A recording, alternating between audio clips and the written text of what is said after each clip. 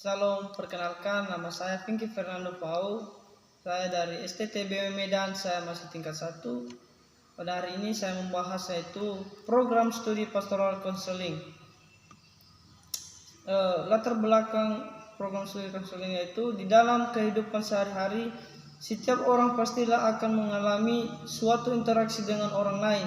Di dalam terjadinya sebuah interaksi di dalam masyarakat, maka akan terjadilah sebuah hubungan sosial yang baik. Sosial tidak akan pernah lepas di dalam kehidupan bermasyarakat, karena tanpa adanya sebuah hubungan sosial dengan masyarakat, maka tidak akan pernah terjalinnya sebuah interaksi yang satu dengan yang lain. Pada hubungan sosial terdapat yang namanya interaksi sosial, yang di mana interaksi sosial ini memiliki pemahaman dalam konteks yang luas, dikarenakan sosial mencakup dari norma nilai, budaya, serta struktur dalam kehidupan manusia. Terjadinya suatu hubungan sosial merupakan suatu peristiwa yang saling berinteraksi satu dengan yang lain. Misalnya teman-teman, keluarga, sahabat, dan bahkan terjadi juga dalam sebuah kelompok tertentu. Salah satu tempat perkumpulan orang melakukan hubungan sosial yaitu di dalam gereja, karena gereja merupakan suatu perkumpulan banyak orang, sehingga di dalam perkumpulan tersebut menimbulkan suatu interaksi satu dengan yang lain yang disebut dengan hubungan sosial. Akan tetapi kita harus juga mengetahui tidak semua hubungan sosial itu akan berjalan dengan mulus saja. Di dalam membangun hubungan sosial ternyata memiliki suatu masalah, sehingga hubungan sosial tidak berjalan dengan baik ataupun tidak terjadinya suatu interaksi hubungan sosial, yang dimana permasalahan ini dapat timbul secara interaksi dan eksternal. Penulis pemungkaman salah satu masalah yang menimbulkan hubungan sosial tidak berjalan dengan baik, khususnya di dalam gereja, karena kita tahu bahwa gereja merupakan suatu kumpulan banyak orang, dan di dalam suatu perkumpulan gereja ternyata memiliki permasalahan hubungan sosial juga. Pengertian sosial menurut KBBI, arti dari kata sosial yaitu perkenaan di dalam masyarakat, misalnya di dalam menunjang sebuah pembangunan di dalam masyarakat, maka sangat diperlukan yang namanya komunikasi sosial. Dan sosial juga merujuk pada suatu hubungan di dalam pertemanan atau pergaulan antara individu atau satu kelompok di dalam masyarakat. Sosial berasal dari bahasa Latin yang dikatakan di sini itu socius, yang artinya yaitu teman atau kawan.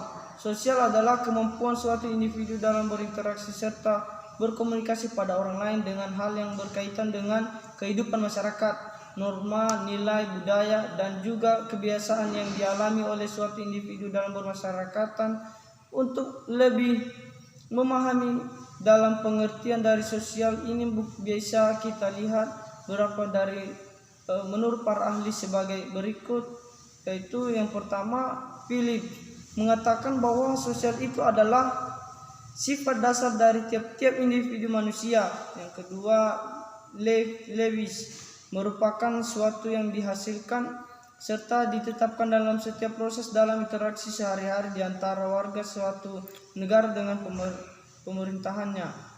Yang ketiga, Enda, beliau mengatakan bahwa sosial berbicara tentang bagaimana suatu tiap-tiap individu dapat saling berhubungan dengan yang lain. Yang keempat, Paul merupakan suatu kelompok manusia dengan secara individu yang terlibat dalam berbagai aktivitas ataupun kegiatan secara bersama-sama. Maka dari beberapa pendapat para ahli di atas dapat kita simpulkan bahwa sosial adalah kemampuan seorang individu dalam berinteraksi serta berkomunikasi dengan orang lain, sehingga membangun hubungan sosial di dalam masyarakat dengan memahami perasaan orang lain. Permasalahan dalam sosial, manusia adalah makhluk sosial yang di mana tidak akan pernah berpisah dengan yang namanya interaksi dan individu yang lain. Akan tetapi di dalam interaksi satu dengan yang lain akan mengalami sebuah berbagai serta gejala yang sangat bervariasi, dikarenakan tiap-tiap individu memiliki keinginan yang berbeda-beda, dan hal ini suatu yang tidak akan pernah terlepas dari pengertian dan Solen dan Dasein. Dan ternyata ada beberapa faktor penyebab masalah dalam sosial adalah yang pertama faktor ekonomi. Dalam masalah ini sebenarnya biasanya pemerintah yang harus bertanggung jawab untuk menyediakan lapangan kerja.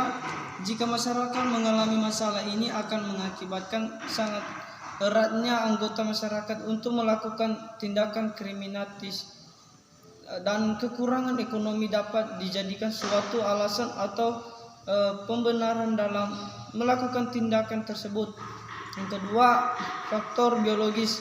Faktor ini disebabkan karena adanya ketidaksesuaian antara lingkungan kesehatan dengan lingkungan masyarakat sekitar, sehingga timbulnya masalah sosial, contohnya kurang gizi, penyakit menular, dan lain-lain. Faktor kebudayaan. Kenalan remaja seperti tawuran merupakan salah satu contoh permasalahan sosial yang disebabkan faktor kebudayaan. Fenomena tersebut sangatlah berbahaya. Selain menimbulkan luka-luka dan kegaduhan, tawuran bisa menimbulkan korban jiwa.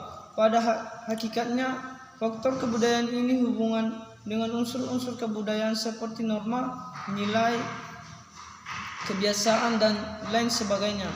Contoh dari permasalahan sosial yang disebabkan oleh faktor kebudayaan adalah diskriminasi, yang dimana ras, gender, kelompok-kelompok, kebudayaan, konsumen, kesejahteraan negara kita adalah korupsi.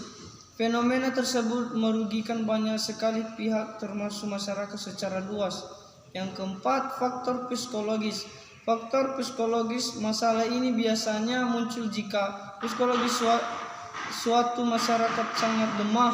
Faktor psikologi juga bisa disebabkan jika beban hidup yang berat diserahkan oleh masyarakat khusus yang ada di daerah perkotaan. Pekerjaan yang menumpuk sehingga menimbulkan stres lalu dapat menimbulkan luapan emosi yang nantinya dapat memicu konflik antara anggota masyarakat. Selanjutnya, masalah sosial dalam gereja. Gereja merupakan tempat persekutuan yang dimana dapat berkumpul banyak orang sehingga timbul sebuah hubungan sosial. Akan tetapi dalam sebuah perkumpulan tersebut, yaitu gereja juga ternyata memiliki penyebab masalah sosial dalam membangun hubungan sosial, yaitu sebagai berikut. Yang pertama, membangun komunikasi yang efektif. Komunikasi yang baik adalah kunci dalam mengatasi masalah sosial. Cobalah untuk mendengarkan dengan penuh perhatian saat berbicara dengan orang lain. Contohnya, berbicara dengan sopan dan jujur serta menghindari menyalahkan atau mengkritik jika terjadi kesalahpahaman. Ajukan pertanyaan untuk memperjelas, bukan mengasingkan. Yang kedua, memiliki empati. Empati adalah kemampuan untuk merasakan dan memahami perasaan orang lain. Contohnya, kita coba lihat situasi dari sudut pandang orang lain dan berusaha memahami apa yang mereka rasakan. Menunjuk empati akan membantu menciptakan ikatan yang baik dalam hubungan sosial. Dengan demikian, masalah sosial dapat terhindarkan dengan memiliki empati yang tinggi. Menjaga pikiran terbuka. Ketika berhadapan dengan pandangan atau pendapat yang berbeda, penting untuk menjaga pikiran terbuka. Contohnya, kita mencoba untuk memahami perspektif orang lain, bahkan jika tidak setuju sekalipun, sebagai cara mengatasi masalah sosial. Mencari solusi bersama. Ketika masalah sosial muncul, jangan mencari siapa yang salah atau benar. Alih-alih itu, fokuslah pada pencarian solusi bersama. Contohnya, mendiskusikan opsi-opsi yang mungkin, berusaha mencapai kesepakatan yang menguntungkan semua pihak. Hal ini perlu dilakukan saat menghadapi masalah dengan lingkungan sekitar. Mengelola emosi dengan bijak. Emosi yang kuat dapat mempengaruhi cara berinteraksi dengan orang lain. Belajarlah untuk mengenali dan mengelola emosi dengan bijak. Contohnya, jika merasa marah atau frustasi, beri waktu untuk tenang sebelum merespon situasi. Sebagai kesimpulan, sosial adalah kemampuan seorang individu dalam interaksi serta berkomunikasi dengan orang lain, sehingga membangun hubungan sosial di dalam masyarakat dengan memahami perasaan orang lain. Gereja merupakan suatu kumpulan banyak orang, maka di dalam gereja juga terdapat yang namanya sosial. Akan tetapi di dalam sebuah sosial terdapat permasalahan juga. Untuk mengatasi masalah sosial, ada beberapa cara, yaitu membangun komunikasi yang efektif, memiliki empati, menjaga pikiran terbuka, mencari solusi bersama, dan mengelola emosi dengan bijak. Nah, sekianlah pembahasan saya pada hari ini. Terima kasih.